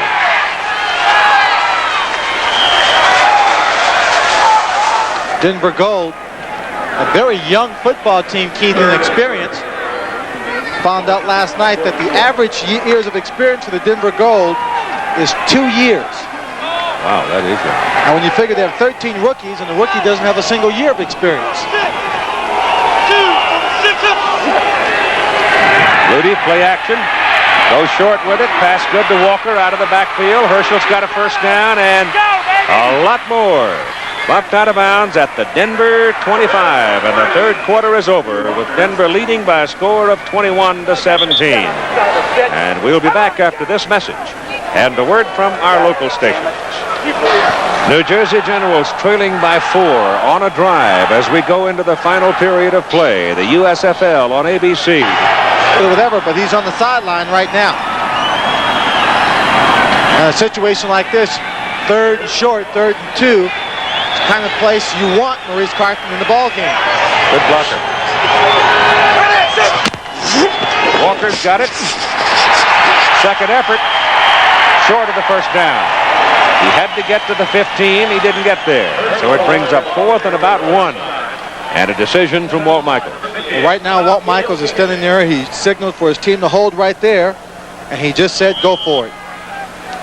Talking to Doug Flutie, the flick of the wrist. Stay there and get me a first down, boys.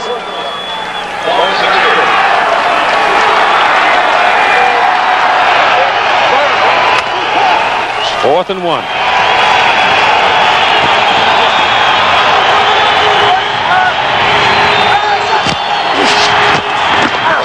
Over the top, first down, Herschel Walker.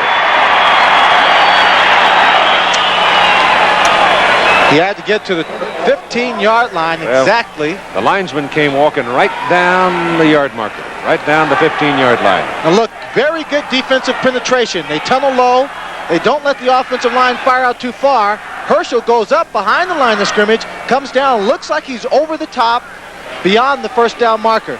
Now let's take another look from the defensive perspective. Again, they're staying low, driving the offensive line back. Herschel leaps over the top. You see right there. Ooh, I don't know. Oh, I think he's got it. Ball's right on the 15. Yeah.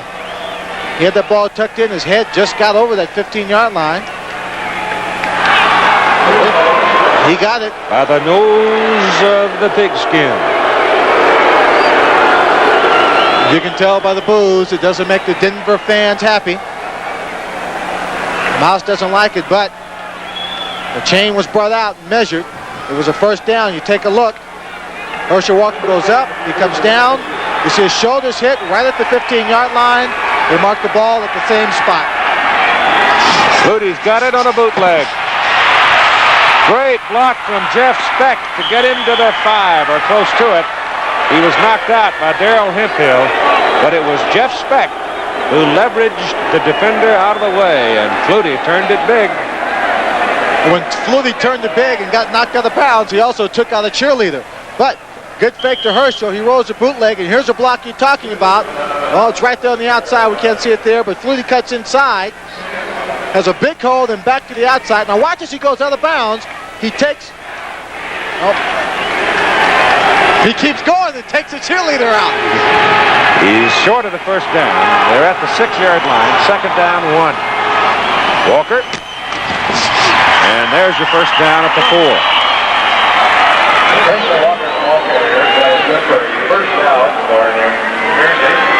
I don't know who it was. Stan Blinka, who played under Walt Michaels with the New York Jets for 5 years, rolled him down. And we've got a Denver man shaken up on the play, Bruce Thornton, slow to get up. Might be a cramp. Timeout call for the injured player. And the crowd has grown bigger. As we told you earlier, Alabama is scheduled to have a concert immediately following the ball, well, about a half an hour or so. And timeout now for Bruce Thornton. Herschel Walker now totals 114 yards on 31 carries. New Jersey's had the ball for 8 minutes and 55 seconds. They go to Walker in the middle. He's close to the goal line, but he's not there. He's down on the 1.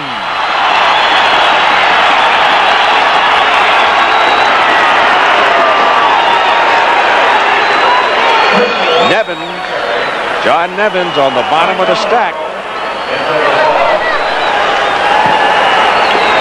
What? for the play in the trenches today, it's been about as good as we've seen all year. It's been outstanding. They played extremely well. Now they're coming up with a big play, stopping New Jersey. But now it seems like New Jersey has changed its mind. They're sending Doug Flutie back out into the field. Now they've called a timeout. Flutie had come off the field with Ruzek, the place kicker, going out. And then Flutie came back. And then they decided, let's not mess around here and get a 5-yard penalty running out the 30-second clock. Let's talk about it, and then we'll make our decision. With 10 minutes and 58 seconds to play in the game, it's New Jersey. Fun is the most important business at hand.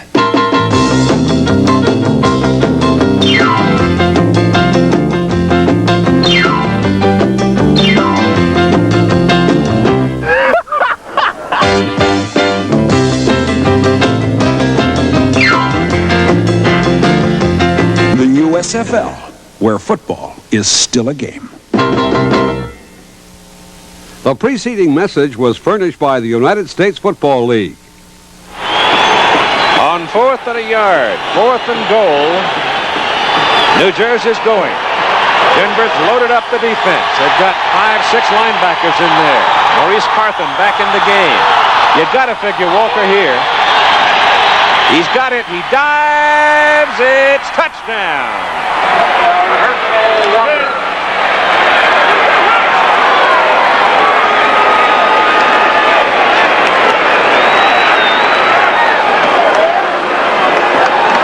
So they gamble and get it. And the classic confrontation, the goal line stance. The big men in the trenches make the difference here. It was New Jersey that was able to just get a slight push, get the defensive line back. Herschel Walker takes advantage of it with his leaping ability and his speed. Extra point, good. And your score is now 24-21 as you see Walker going over the top. Right and there. Clearly in. Superman. So 3 points on the New Jersey side in almost 9 minutes. And the ball is deep in the end zone and will not be returned by Lonnie Harris. The Denver Gold will go to work, first down and 10 from their own 20. And here's Tim Brandt now with Maurice Carthen.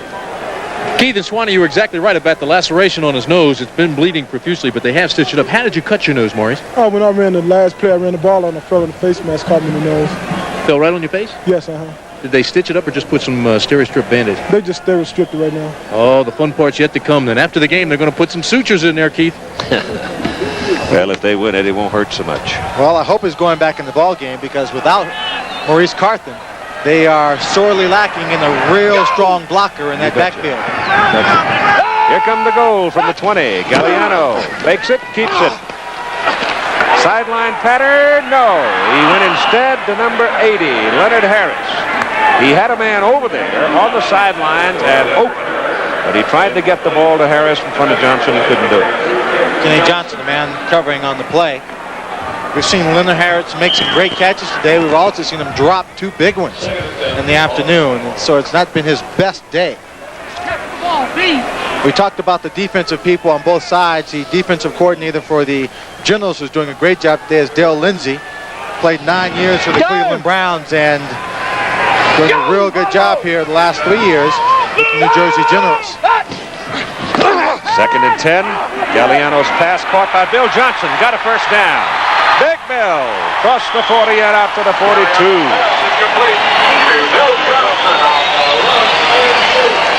John Preston, number 25, make the tackle, and both he and Johnson are getting up rather slowly. While Big Bill was lumbering down the sideline, Keith, number 27, Gregory Johnson, came over to make a stop, the free safety, and Johnson just gave him a little wiggle, a little waggle, sent him on his way to the sideline and picked up another 8 yards. The last 2 Denver possessions have produced touchdowns, as well as the last 2 New Jersey possessions. The offense is catching up here in the second half after the defense dominated the first. Galliano stumbles, gets his pass away, and it is incomplete. And he's lucky to avoid the sack there. I wonder if that sore leg is causing Galliano trouble. He stumbled a lot today. He's stumbling quite a bit. He was rolling back, and number 93, Charles Cook, was in there, and he's being blocked, and he just fell up against his own blocker. Charles Cook tried to reach over and grab him, couldn't get him. And Galliano just spun him through where he knew that there was a receiver in the area, but really just threw it away. Second down and 10. The ball at the 42. Nickel! Time remaining. 9 minutes and 47 seconds in the game. 24-21, New Jersey. Go! Wind gusting around in the stadium. Bill Johnson, up the middle he goes. First down. Down to the New Jersey 40.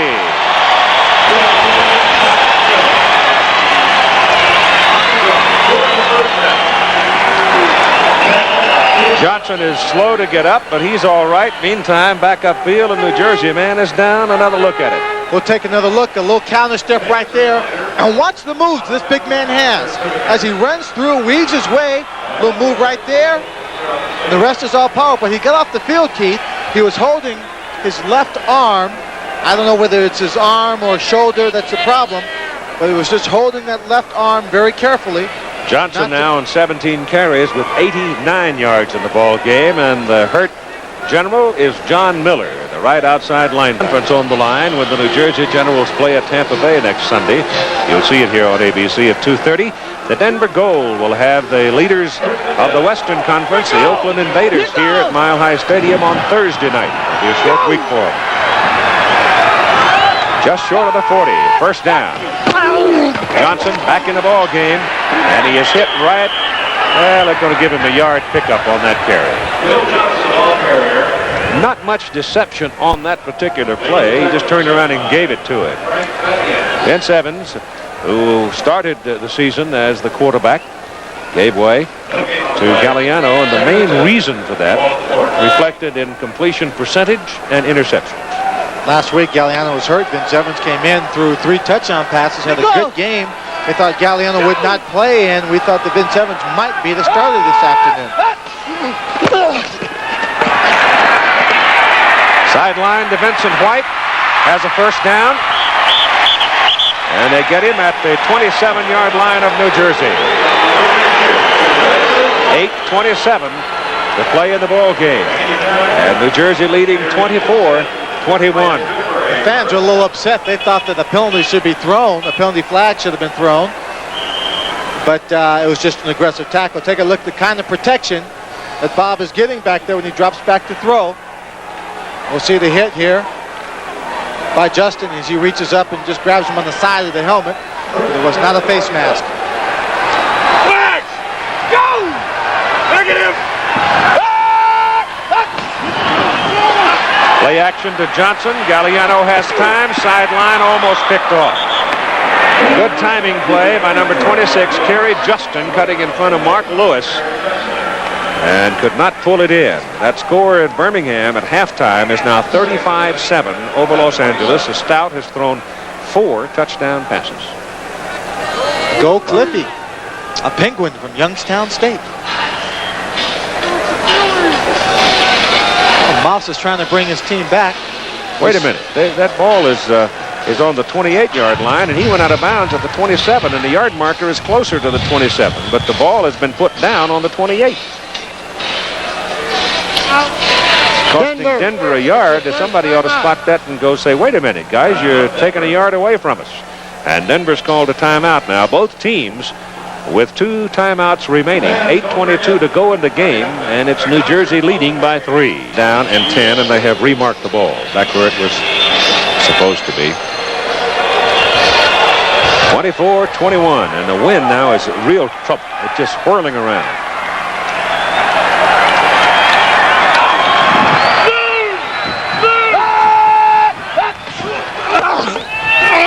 Galliano gets it off over the middle. It was tipped at the line of scrimmage, and White couldn't get it. The ball was tipped at the line of scrimmage by somebody.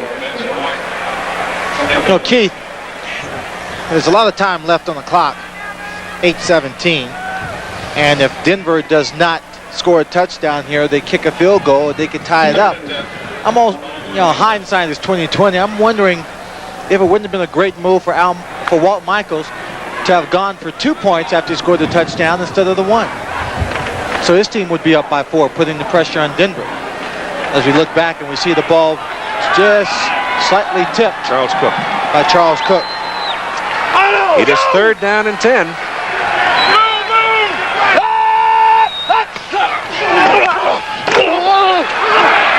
Down the middle, it's caught.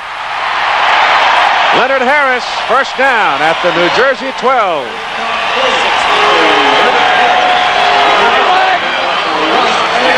Leonard Harris trying very hard to avenge himself. The drop passes that were big plays in this ball game, working against a man-to-man defense right here.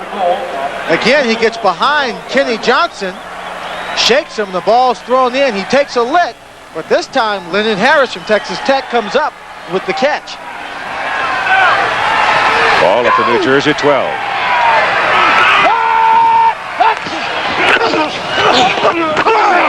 Bill Johnson, penalty flag.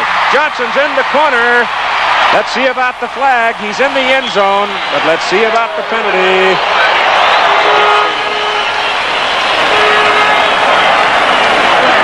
Pass interference, offense, lost it down, 2nd down. Wipes out the touchdown. They called it on Johnson. I think he pushed off.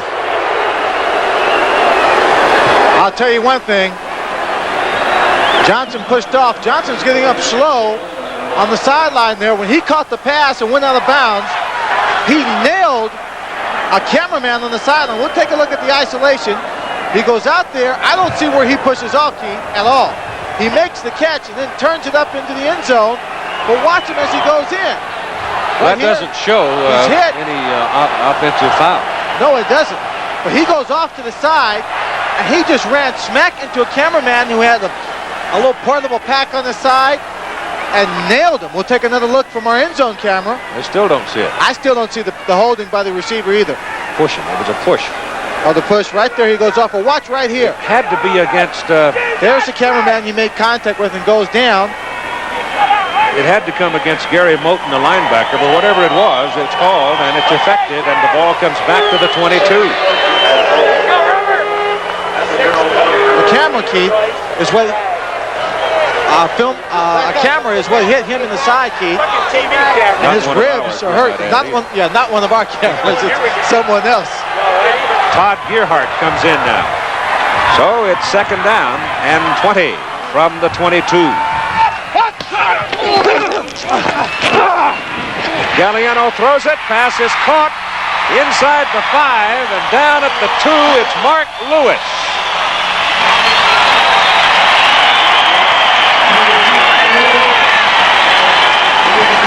Now Johnson's going to come back. Bruised ribs and all, he's going to come back because they need him right here as Galliano hooks up with Lewis. And he threw that and fell down as he threw it, Keith. You might be right about that leg giving him some problems. But Mark Lewis comes up with a real clutch pass to put his team back inside the 5, only a few yards away from the first down, a half a yard. 3rd and a half a yard for a first on the New Jersey 3. Galliano option out to Bill Johnson for the corner. He's got the first down. It'll be 1st and goal at about the 1.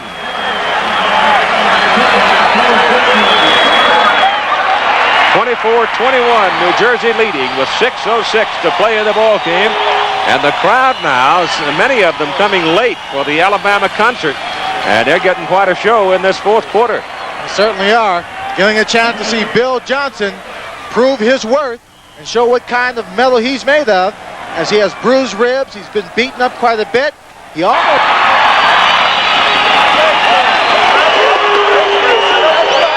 If you don't think this has been a physical football game, let me tell you, the offensive linemen are getting up slow. The defensive linemen are getting up slow. Bill Johnson has been battered and bruised, hitting cameramen, cheerleaders, and everything else in this ball game. That's his 3rd touchdown of the day. Denver trying to make it a 4-point lead now as Asmus is in for the extra point try. It's good.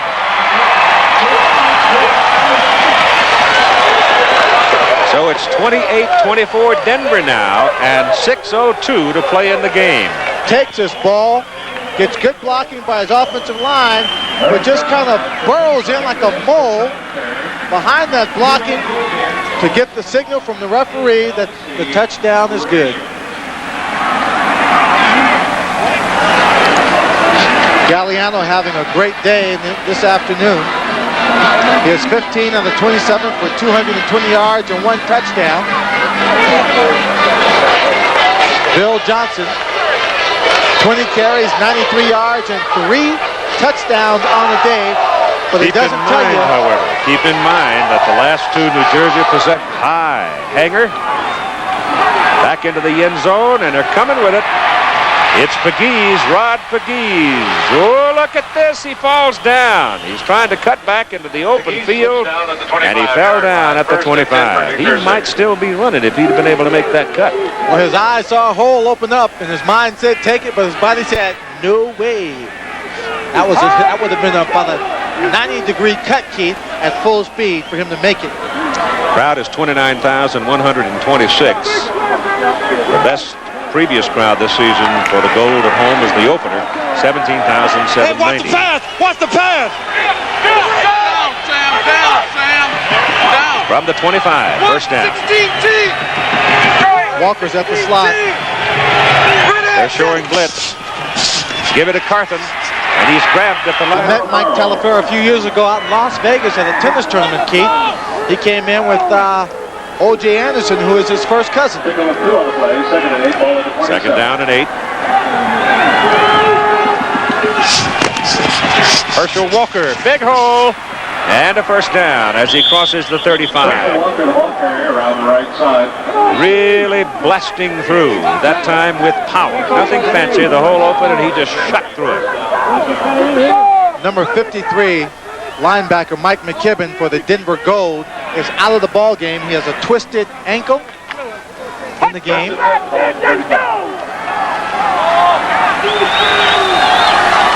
A twisted knee. First down from the 35. Walker shifts back into the eye and carries the ball. Just missed him, and it's another first down as he goes out of bounds up around the 47, 48-yard line. And Pat Ogren, number 79, just missed him.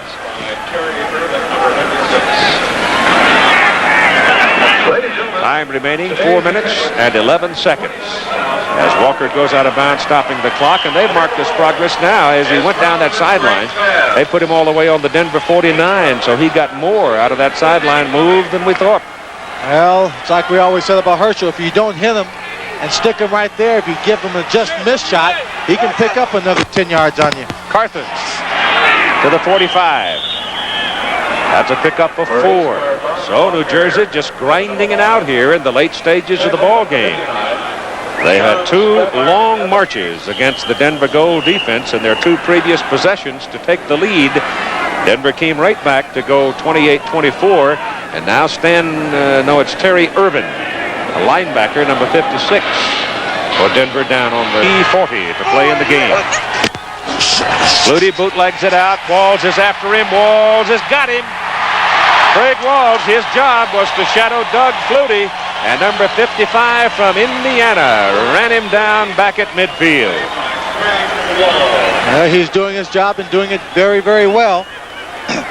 His assignment is when they're in that nickel coverage, wherever Doug Flutie goes, you follow him, you stay with him, so that if he runs that naked bootleg and everybody else has to follow the flow of the offensive line or follow Herschel Walker, it doesn't make a difference to him. Wherever Doug Flutie goes, he goes. Me and my shadow. It is now 3rd and 11 from midfield.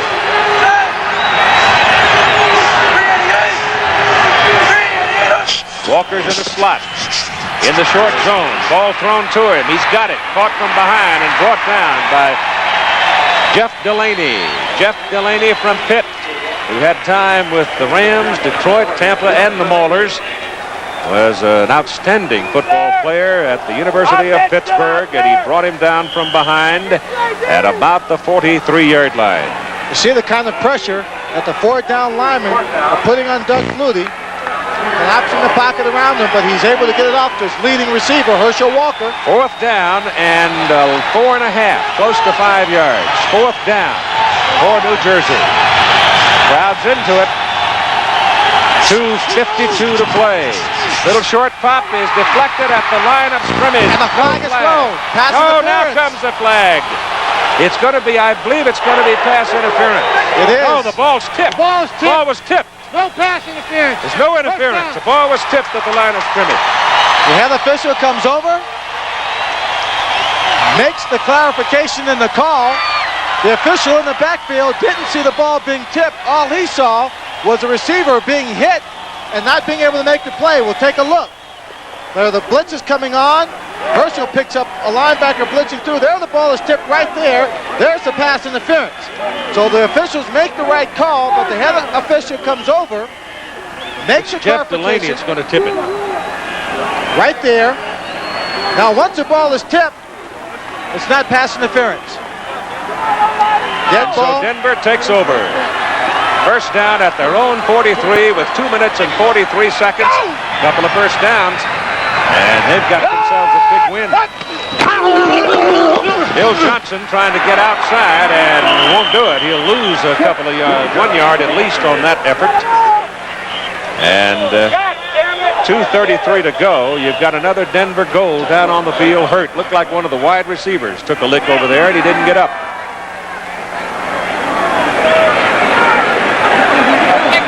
Timeout charged to New Jersey, stopping the clock near the 41. Second down at about 12 now for Denver. They need a couple of first downs to work on that clock. Galliano gets it away down the middle. Mark Lewis hit it midfield.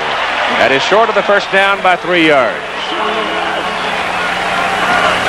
That happened so quick on a bang-bang play, the way it was hit, that it's a matter of where you mark it. And I think they're going to mark it just over midfield. And now New Jersey has spent its last timeout. At 2:18 to go in the ball game, they'll get another break at the 2-minute warning. And remember, in the final 2 minutes of each half in the USFL, the clock stops as the chains are moved on first downs, which gives them a little more time to consider things. So at 2:18, New Jersey trying to hold on to Denver. Doug Flutie, the New Jersey Generals will battle it out against the fierce Tampa Bay Bandits. It all starts live at 2:30 Eastern next Sunday on the USFL. A considerable play right here in this ball game. Third down and a long 2 for the Denver Gold. They get the first down, and they'll be able to choose some more off that clock. From the 49 of New Jersey.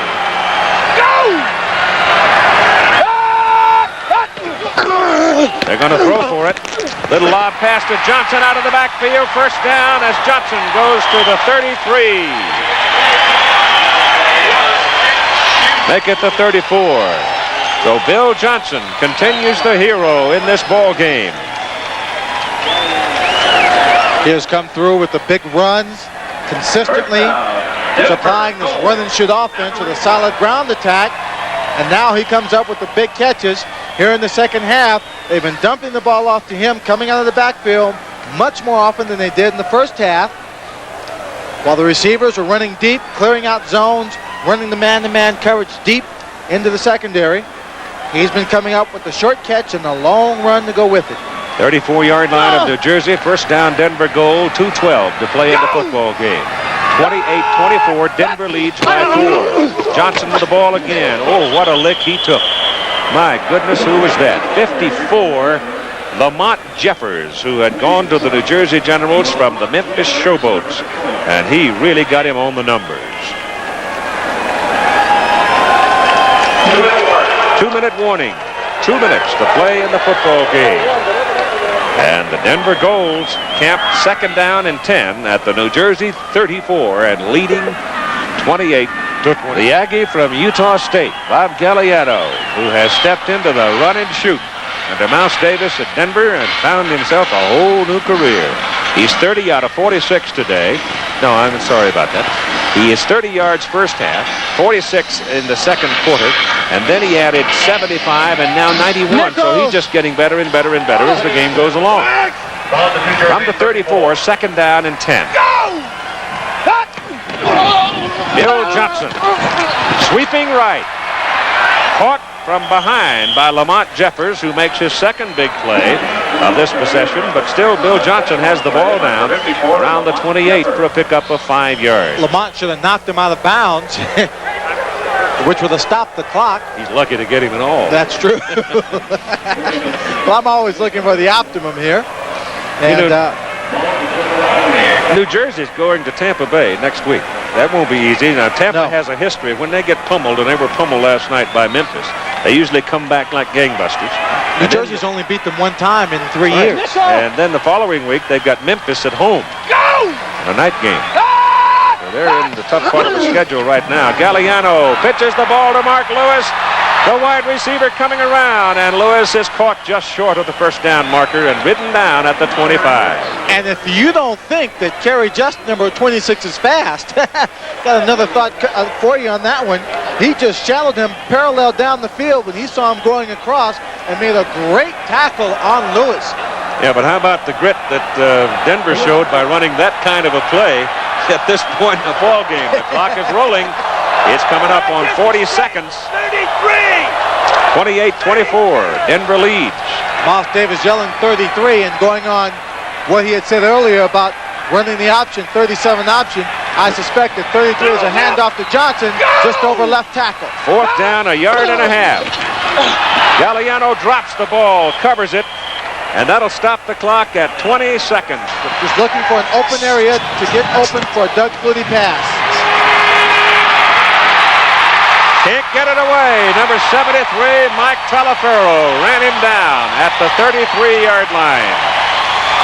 And the clock is winding down. They're trying to get in position for one more snap. 2.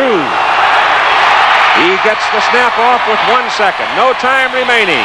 Flutie running around, throws it as far as he can. And it's incomplete, and the ball game is over.